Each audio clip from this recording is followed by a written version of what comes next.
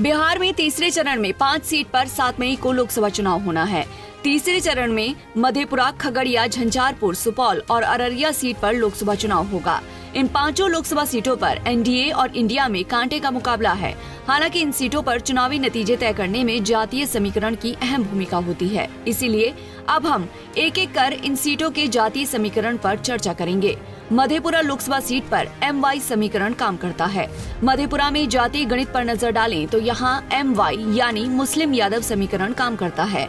यहाँ 3 लाख से ज्यादा यादव वोटर हैं। मधेपुरा में करीब 1,80,000 मुस्लिम वोटर हैं, तो वहीं मधेपुरा में करीब 1,70,000 ब्राह्मण वोटर हैं। इस सीट पर मुसहर समाज की आबादी भी 1 लाख से ज्यादा है।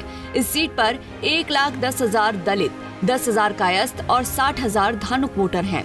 साथ ही कुर्मी कोयरी की आबादी भी 1.25 लाख के आसपास है। साफ है कि मधेपुरा सीट पर इस बार भी आरजेडी और जेडीयू में कड़ा मुकाबला चल रहा है। वहीं खगड़िया लोकसभा सीट पर भी 7 मई को चुनाव होना है। इस सीट पर यादव वोटर ज्यादा हैं, जिनकी संख्या करीब 3.5 लाख है। वहीं 1.5 लाख मुसलमान वोटर और 1.5 लाख निषाद वोटर हर चुनाव में निर्णायक भूमिका में रहते हैं। कुर्मी और कुशवाहा दोनों जातियों के मतदाताओं को मिला दें तो इनकी संख्या 2.5 लाख के करीब है। खगड़िया सीट पर सवर्ण समुदाय के भी 1.5 लाख वोटर हैं। इस बार यहाँ चिराग पासवान और लेफ्ट पार्टी में कड़ा मुकाबला चल रहा है। वहीं झंझारपुर लोकसभा सीट पर भी 7 मई को चुनाव होना है। झंझारपुर लोकसभा सीट पर ब्राह्मण, यादव और अति पिछड़े समुदाय के मतदाताओं की संख्या ज्यादा है। इस सीट पर 35% पिछड़े समुदाय के मतदाताओं की संख्या है।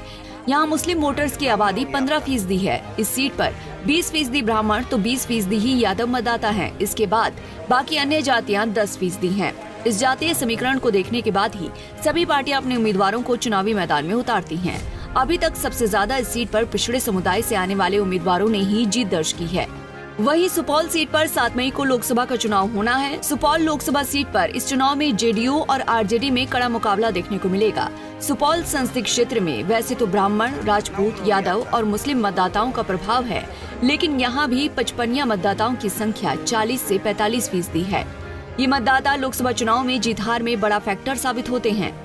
वहीं अररिया सीट पर भी 7 मई को ही लोकसभा चुनाव होना है। अररिया लोकसभा सीट के जातीय समीकरण की बात करें तो यहाँ मुस्लिम यादव फैक्टर काम करता है। इस सीट पर 44% मुस्लिम मतदाताओं की संख्या है। वहीं अररिया में 56% हिंदू वोटर हैं। इनमें से 15% यादव वोटर हैं। इस तरह मुस्लिम और यादव मिलाकर 59% वोटर हो जाते हैं। इसीलिए MY समीकरण अररिया के चुनावी नतीजों को अपने हिसाब से दिशा देने की क्षमता रखता है। अररिया सीट पर इस बार बीजेपी और आरजेडी में कड़ा मुकाबला चल रहा है। Bureau report, Punjab Kesari TV. हमसे जुड़े रहने के लिए हमारे YouTube चैनल को सब्सक्राइब करें और नई वीडियो की नोटिफिकेशन के लिए बेल आइकॉन को दबाएं।